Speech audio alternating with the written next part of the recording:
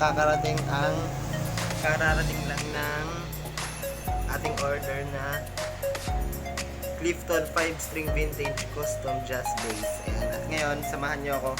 I-unbox at ito-tone test natin ito.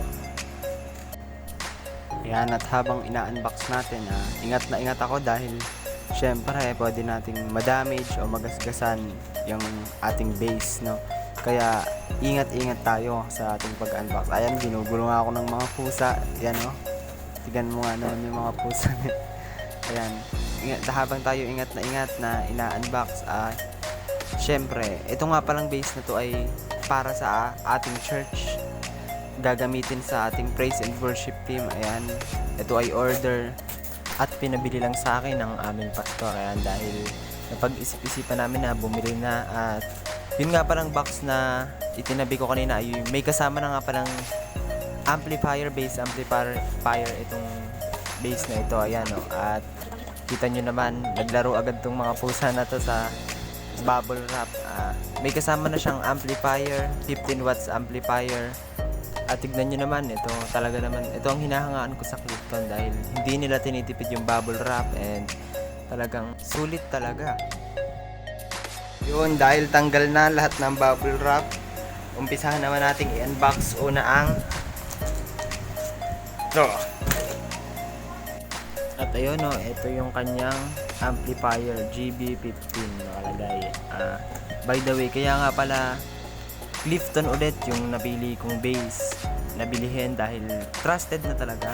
Yung isa kong gitara is Clifton and then ganun din, pareho sila ng quality, yung gig bag, yung quality ng lahat-lahat, yung pagbabubble wrap talagang makapal and talagang hindi ka mag-aalala pag nakita mo yung paano nila iningatan yung ano. Ayan, o, check ko nga dito yung mga pots ng, ayan, yung mga knobs pala.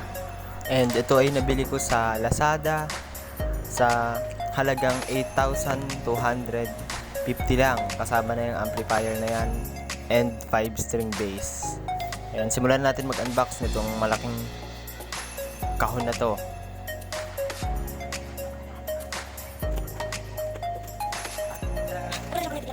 Siyempre, kasama sa kanyang freebie ang kanyang instrument cable at Allen key para sa truss rod and Allen key para sa bridge height adjustment ng kanyang bridge. Ayan, and strap and pusa and ang kanyang napakagandang gig bag. And ayan, punta na tayo sa ating mismong bass. O, yun nga, oh. Tignan nyo nga naman, oh. Pati loob. Yan, meron siyang parang styrofoam. Ewan, parang styro. Ang pagkakaalam ko, para to sa iwas moisture, ganon. Ewan ko. At ito ang kanyang headstock. Ayan, na may 5 tuning pegs at 5 string. Yan, oh. Tignan nyo nga naman. Unang silip sa headstock. And ayan, habang unti-unti kong tinatanggal, hirap niya tanggalin, ha, gawa ng ang ganit niya, nakapit siya sa mismong base. And mamaya na. At ayun, ito na nga, ang in-order namin ay color black and 5-string and meron siyang volume and tone. And ayan yung kanyang bridge, volume ng neck, volume ng bridge, volume at tone, and ang kanyang input jack. And ayan, tinry ko na nga kahit wala pa sa tono. And habang tinutono, tayo muna ay mag tone check.